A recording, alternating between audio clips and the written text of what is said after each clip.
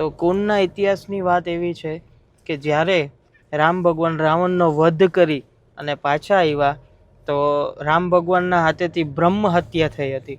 એવું જ લાગે છે કે અત્યારે પડદરી ક્રોસ કર્યું હોય ને જામનગર બાજુ જઈએ છે.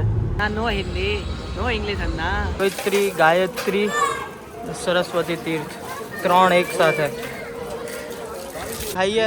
1 કલાકનો ટ્રાફિક પાર કરીને અહીંયા પહોંચ્યા છે. ખાલી પાઉંભાજી ખાવા નીકળ્યા ત્યાંનો સિંગલ પટ્ટી રોડ જે અલગ. અહીંયા ડીઝલનો પ્રાઇસ છે 94. સાઉથનું નારિયેલ, આપણી ગાડી ને સ્ટેટ હાઈવે.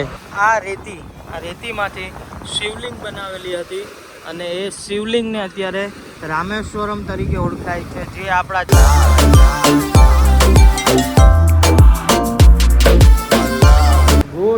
ગુડ મોર્નિંગ જય અંબે જય દ્વારકાધીશ. કેમ છો બધા? મજામાં હશો? હવે બાય ટાટા કરી દઈએ આંધ્રપ્રદેશની બ્યુટીફુલ સિટી અને તિરુપતિ બાલાજીની સિટી તિરુમાલાથી. હવે જે હોટલ રાખેલી હતી એ હતી ટ્રીબો SLS ગ્રેન્ડ. આ ટ્રીબો હોટલ હતી. આ રીતના SLS ગ્રેન્ડ. આપણી ગાડી ગરમ થાય છે ગાડી. પછી નીકળીએ અહીંયાથી રામેશ્વરમ જવા. યસ. તો આંધ્રપ્રદેશ બોર્ડર ક્રોસ કરીને તમિલનાડુમાં આવી ગયા છીએ અને થોડાક આગળ પણ પહોંચી ગયા છે તમિલનાડુમાં. અત્યારે આપણે છીએ થોડોક આ સ્ટેટ હાઈવે નંબર 9 છે જે કનેક્ટ કરે છે. આ હાઈવે તો નોર્મલ સિંગલ પટ્ટી જ અત્યાર સુધી અમને મળ્યો હતો તમિલનાડુ એન્ટર કરીને. થોડોક નાનો એવો હાઈવેનો કટ જે અમને મળ્યો છે પાછો, અને સેમ આપણી જેવો હાઈવે છે. એવું જ લાગે છે કે અત્યારે પડદરી ક્રોસ કર્યું હોય ને જામનગર બાજુ જઈએ છે. તો હવે શું છે સિચ્યુએશન આગળના હાઈવેની, અને ઓલમોસ્ટ વાત કરીએ તો 400 કિલોમીટર બાકી છે રામેશ્વરમ.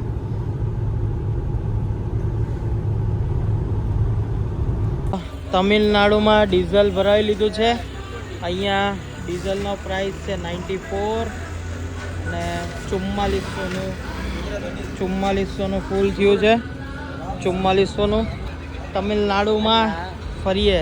અન્ના નો હિન્દી નો ઇંગ્લિશ અન્ના. નો ઇંગ્લિશ અન્ના, ઓનલી તમિલ અન્ના. ચાલો તો નીકળીએ હવે રામેશ્વરમ જોવા. વાગી ગયા છે 8:45 અને માર્કેટ જોઈ શકો છો. અમે જતા હતા રામેશ્વરમ અને બધાને પાઉંભાજી ખાવાની ઈચ્છા થઈ ગઈ.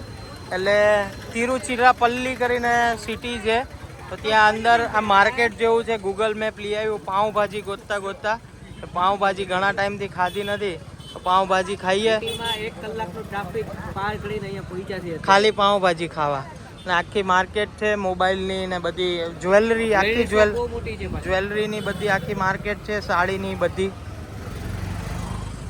આ રીતના છે અશોકા સ્વીટ્સ એન્ડ રેસ્ટોરન્ટ. ગલીમાં અંદર માર્કેટની બંધ થતું હતું, તો સ્પેશિયલ અમારા માટે પાઉંભાજી બનાવી એમણે. આ રીતના આખી ગોલ્ડ માર્કેટ છે. બધી જગ્યાએ ગોલ્ડ અને શોપિંગની ને બધી દુકાનો છે. રામેશ્વરમ 46 કિલોમીટર બાકી છે અને રાતે અહીંયા ટોલ નાકા પાસે સૂઈ ગયા હતા. સાઉથમાં આવીએ અને નારિયેલ પાણી ન પીએ એવું બને જ નહીં. તો મસ્ત નારિયેલ પાણી પીએ, પછી વધીએ રામેશ્વરમ તરફ. સાઉથનું નારિયેલ, આપણી ગાડી ને સ્ટેટ હાઈવે ડાયરેક્ટ રામેશ્વરમ માટે. કંટાળી ગયા ભાઈ સિંગલ પટ્ટી રોડમાં. નીકળ્યા ત્યાંનો સિંગલ પટ્ટી રોડ જે અલગ. અમારા કુમાર તો હોઈ ગયા હતા, હમણાં ઉઠા ગયા તો બસ. રામેશ્વરમ ઓલમોસ્ટ 14 કિલોમીટર બાકી છે. રામેશ્વરમ પહેલાનો બ્રિજ આવી ગયો છે. આ સાઈડ દરિયો અને આ સાઈડ દરિયો. શું નજારો છે જોઈ શકો છો. દરિયાની વચ્ચોવચ્ચ પસાર થઈને જઈ રહ્યા છીએ. તો અત્યારે જઈને આપણે હોટલ રાખશું રામેશ્વરમમાં.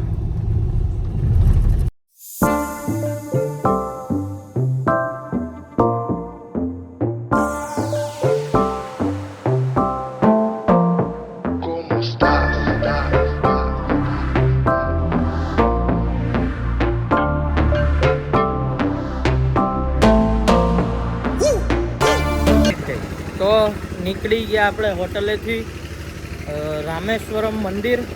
એની પહેલાં જશું અગ્નિતીર્થમ, જે દરિયો કહેવાય છે, એ દરિયામાં સ્નાન કરવા, જ્યાં માતા સીતાએ એમના હાથેથી રેતીથી શિવલિંગ બનાવેલી હતી. એના માટે ત્યાંનો મહિમા છે કે ત્યાં સ્નાન કરી પછી તમે મંદિરમાં જઈ શકો છો. અત્યારે જઈએ છીએ ત્યાં સ્નાન કરવા. હું તમને બતાવું ત્યાંનો નજારો, કેટલું પબ્લિક છે. સ્વાગત છે તમારું અગ્નિતીર્થમ, જે આ દરિયો કહેવાય છે અને અગ્નિતીર્થમ કહેવાય છે, જ્યાં સ્નાન કરી અને 22 કુંડમાં તમે સ્નાન કરી અને પછી રામેશ્વરના દર્શન કરી શકો છો. તો દરિયો ફૂલ શાંત છે અત્યારે અને બધા સ્નાન કરે છે. એવું માનવામાં આવે છે કે જ્યારે માતા સીતા આ રેતીમાંથી શિવલિંગ બનાવેલી હતી અને એ શિવલિંગને અત્યારે રામેશ્વરમ તરીકે ઓળખાય છે, જે આપણા 4 ધામમાંથી એક ધામ અને 12 જ્યોતિર્લિંગમાંથી એક જ્યોતિર્લિંગ મનાય છે એ રામેશ્વરમ. એ માતા સીતાના હાથેથી આ રેતીથી શિવલિંગ ઊભી કરવામાં આવેલી હતી. તો હવે અહીંયા આપણે સ્નાન કરી લઈએ અને પછી વધીએ મંદિર તરફ, જ્યાં 22 કુંડ છે.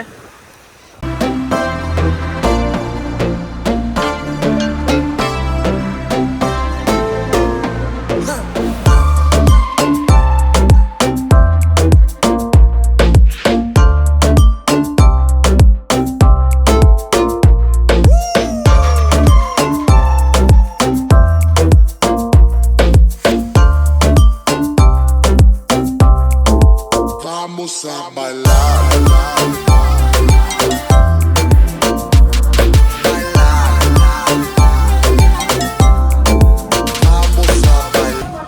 તો આ રહ્યું મંદિરનું નોર્થ ગેટ, જ્યાંથી એન્ટ્રી કરવા જઈ રહ્યા છીએ અમે.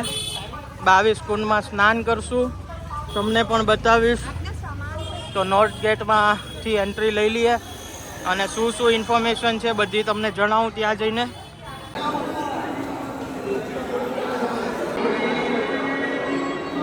કેટલું બ્યુટીફુલ કોરિડોર છે, તમે જોઈ શકો છો. અહીંયાથી જ જવાનું છે સ્નાન કરવા. એટલું મસ્ત કોરિડોર છે.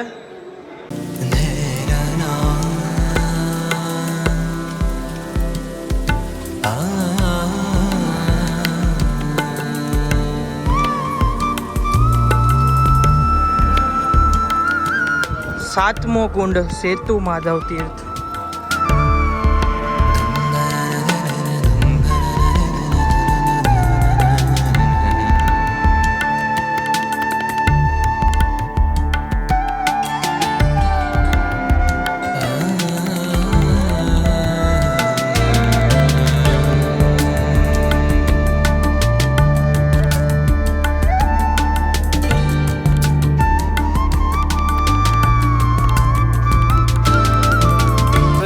ગાયત્રી, સરસ્વતી તીર્થ, 3 એક સાથે.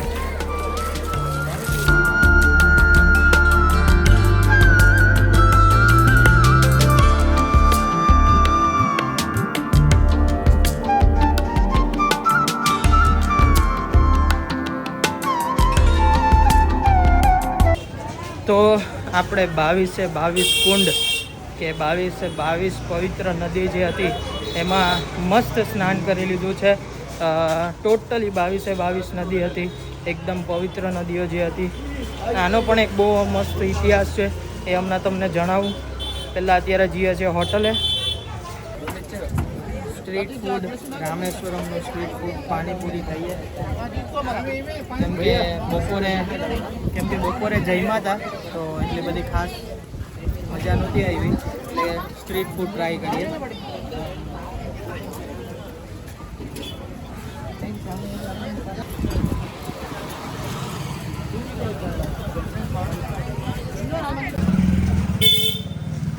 તો પાછા દર્શન કરવા આવી ગયા છે મંદિરે. નાહી ધોઈને ફ્રેશ થઈને કપડાં બદલીને. અંદર લગભગ ફોન અલાઉડ નથી, તો પણ જઈએ. શું પોઝિશન છે બતાવું તમને.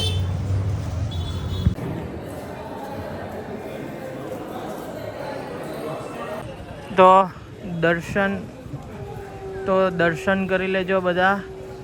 અમે દર્શન કરીને જસ્ટ બહાર આવ્યા. ફોન અલાઉડ નથી.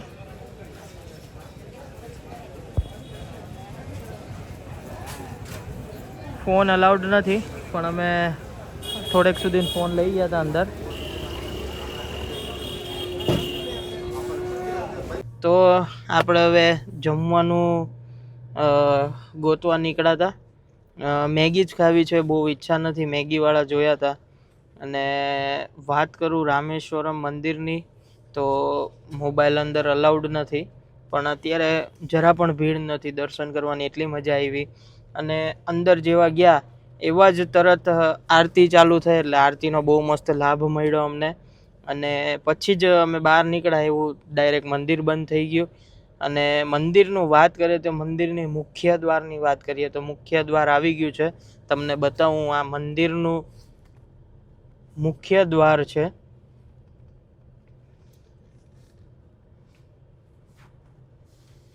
અને વાત કરીએ અહીંયાની તો મેં તમને જેમ કીધું હતું કે માતા સીતા દ્વારા રેતીથી જે શિવલિંગ બનાવેલી હતી એ અહીંયા સ્થાપિત કરેલી હતી. અને રામનાથ સ્વામીથી અહીંયા ઓળખાય છે એ શિવલિંગને. અને પછી અને બીજી વાત કરું તો અહીંયા 22 કુંડની, એ કુંડની મેં તમને કીધું હતું કે હું તમને ઇતિહાસ કહીશ.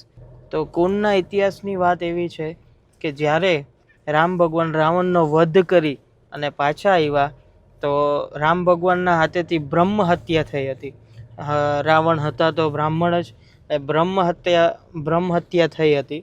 પાછા જેવા આવ્યા તો એનું બધું પાપ છે નાશ કરવા માટે એમને ખબર હતી કે સારી પવિત્ર નદીનું મારે સ્નાન અવશ્ય કરવું પડશે. એટલે આ જગ્યાએ એમને બાણ મારી અને 22 જે પવિત્ર નદીઓ છે, રિવર છે, એનું પાણી જાગૃત કર્યું. એ બાણ મારીને 22 કુંડનું પાણી અહીંયા જાગૃત કર્યું. પછી એમાં સ્નાન કરી રામનાથ સ્વામી, અને ત્યારથી રામેશ્વરમથી ઓળખાય છે. અને ધામ અને જ્યોતિર્લિંગ, ધામ એટલે એમ કે રામ ભગવાનના હાથેથી સ્થાપન થયેલું આ શિવલિંગ છે એટલે ધામમાં ગણાય છે. અને જ્યોતિર્લિંગ મહાદેવ છે એટલે જ્યોતિર્લિંગમાં પણ ગણાય છે. તો આ તો બધું ઇન્ફોર્મેશન. અને વાત કરીએ મંદિરની તો મંદિર બહુ મસ્ત. તમારે એન્ટ્રી લેવી હોય તો ફ્રી એન્ટ્રી પણ છે. અત્યારે તો કોઈ પણ ભીડ હતી નહીં. પછી પ્રાઇઝવાળી એન્ટ્રી પણ છે જેની પ્રાઇઝ 100 રૂપિયા, 200 રૂપિયા અને 300 રૂપિયા. આ 3 રેટ્સ છે અહીંયાના. જ્યારે ભીડ હોય ત્યારે વીઆઈપી એન્ટ્રી, કોઈને વીઆઈપી દર્શન કરવા હોય તો કરી શકે છે. અને બાકી તો ભીડ નહોતી એટલે બધું વ્યવસ્થિત હતું, બહુ મસ્ત હતું. અને વાત કરું ગેટની તો નોર્થ ગેટથી જાશો, 22 કુંડ રહેશે ત્યાં સ્નાન કરવું પડશે. અને ઈસ્ટ ગેટથી જાશો તો ત્યાં આપણે ડાયરેક્ટ મંદિર આવી જશે, તો મંદિરના દર્શન કરી શકશો. એના પછી આ 2 ગેટ છે તમારા એન્ટ્રી માટે મેં કહી દીધા છે. નોર્થ ગેટ 22 કુંડ માટે સ્નાન કરવા માટે, અને ઈસ્ટ ગેટ દર્શન માટે. અને વાત કરું તો ત્યાં ચેન્જિંગ રૂમ ને બધું આપેલું છે. તો 22 કુંડમાં કોઈ પણ સ્નાન કર્યા પછી ભીના કપડે અંદર એન્ટ્રી નથી. એટલે ત્યાં ચેન્જિંગ રૂમમાં કપડાં ચેન્જ કરી અને અંદર દર્શન કરવા જઈ શકો છો. અને વાત કરીએ તો સિટીની, નાનું સિટી છે, સારું સિટી છે. અને ખાવાની વાત કરીએ તો બને તો લોકલ ફૂડ અને સ્ટ્રીટ ફૂડ ખાવાનું ટ્રાય કરજો. આજે બપોરે અમે પંજાબી મંગાવ્યું હતું પણ નહોતું સારું, એટલે બને તો local food. Obviously idli sambar dosa બધાને ભાવે જ છે. અમે 2 નાઇટ રોકાવાના છીએ એટલે આજે બપોરે પંજાબી મંગાવ્યું હતું. કાલે પાછું થોડુંક સાઉથ ઇન્ડિયન ટેસ્ટ લઈ લેશું પાછો. અને કાલે પણ નવી જગ્યાએ જવાનું છે, બહુ મસ્ત વસ્તુ એક્સપ્લોર કરવા જવાના છીએ. તો જોડાયેલા રહેજો. આજના વ્લોગ માટે આટલું જ. જય અંબે, જય દ્વારકાધીશ. મળીએ કાલે નવા ગુજરાતી સફરનામા તરફ. આવજો.